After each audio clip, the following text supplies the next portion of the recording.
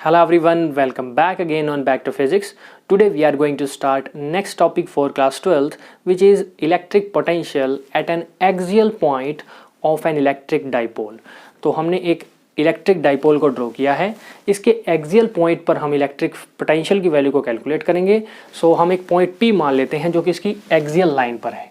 Let us consider a point P which is on it's axial line and at a distance r from it.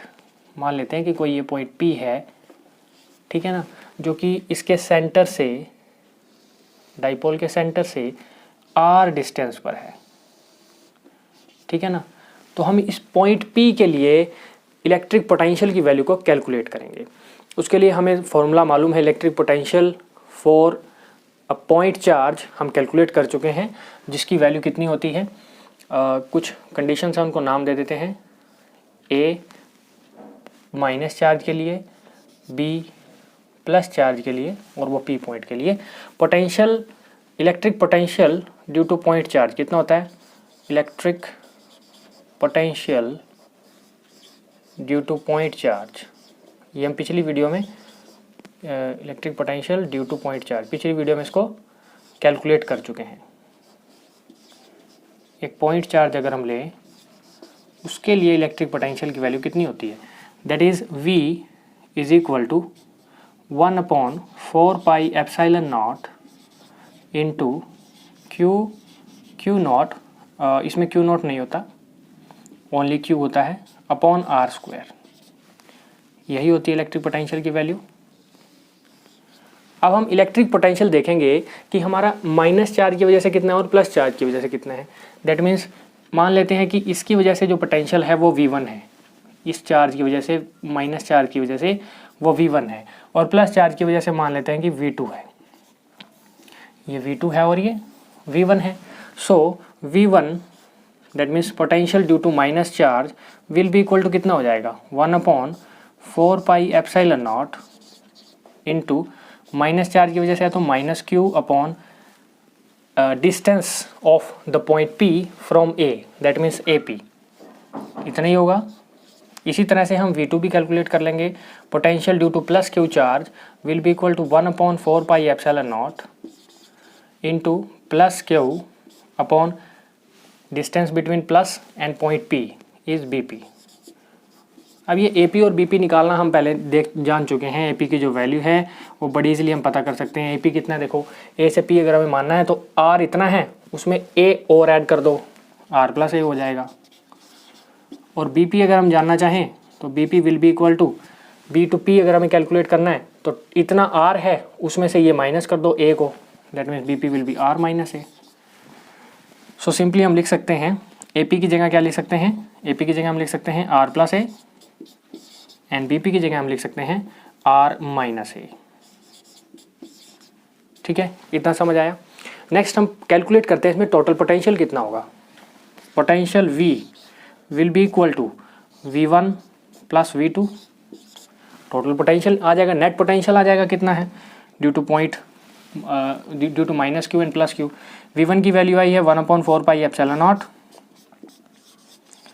Into minus Q upon R plus A and plus V2 की value आई है 1/4 pi epsilon not into Q upon R minus A. अब इस values में जो common है उसको बाहर ले लेंगे हम. कॉमन Q है और 1/4 पाई एप्सिलॉन नॉट है, तो उसको हम बाहर ले लेते हैं. Q upon 4 pi epsilon not बाहर ही हमने ले लिया है. अंदर क्या बचेगा, ये माइनस की टर्म है, minus 1/R plus A plus 1/R minus A, ये टर्म्स बची हुई हैं. सो ये वाली टर्म पहले ले लेंगे, पॉजिटिव वाली, that means 1/R minus A and minus 1/R plus A.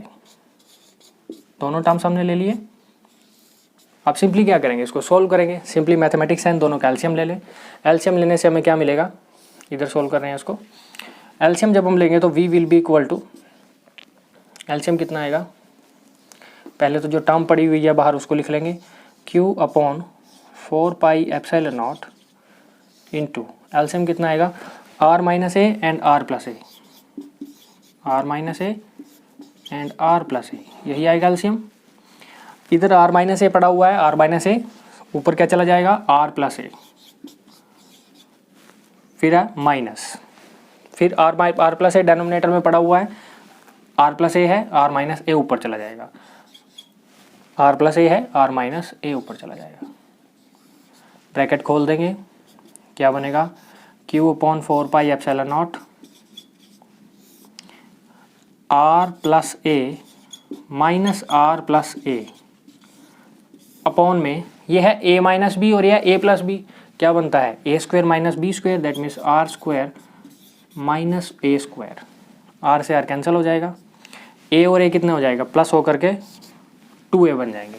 That means potential V will be equal to Q upon 4 pi epsilon naught, जो कि पहले पड़ा हुआ है हमारे पास, और ब्रैकेट में बचेगा हमारे पास 2a upon r square minus A square.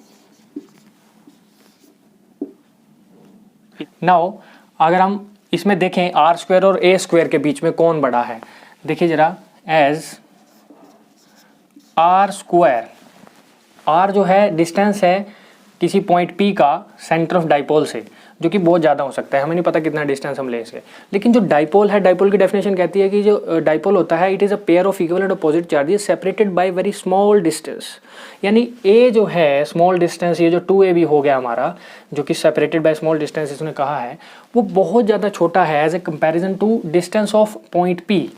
That means are square is much much greater than a square, r square a square से बहुत ज़्यादा बड़ा है, ठीक है ना। That means a square, therefore a square can be neglected, a square को हम नेग्लेक्ट कर सकते हैं। साथ ही साथ यहाँ पे देखिए जरा q into 2a, q into 2a कितना होगा q इंटू 2a, ये हम पढ़ चुके हैं पहले भी, this is known as dipole moment, यही तो होती है इलेक्ट्रिक डाइपोल मोमेंट। सो इसको भी हम रख देंगे यहाँ पर, so which implies v will be equal to q into 2a हो जाएगा p, that means dipole moment upon 4 pi epsilon not into 1 upon, यहाँ पे बचेगा सिर्फ आर स्क्वायर, ठीक है। This will be the required value of electric potential at an axial point of an electric dipole, यही वो इलेक्ट्रिक पोटेंशियल होगा जो कि एक्सियल पॉइंट पे होगा। दैट मीन्स आप कह सकते हैं कि V at axial point is equal to P upon 4 pi epsilon naught r square, यही होगी इसकी value. Yes, this is all about this topic.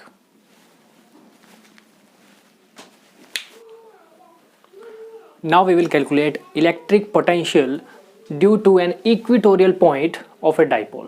एक डाइपोल के इक्विटोरियल प्लेन में हमने एक पॉइंट को लिया है, जिस पॉइंट को हमने पॉइंट P नाम दिया है, जो कि r डिस्टेंस पर है सेंटर ऑफ डाइपोल से। और डाइपोल होता क्या है, pair of equal and opposite charges separated by very small distance. Small distance ये a है, कंप्लीट डिस्टेंस 2a है।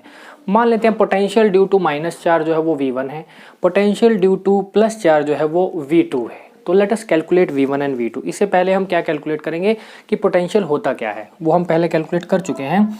Electric potential V for a point charge is 1 upon 4 pi epsilon not into Q upon R square.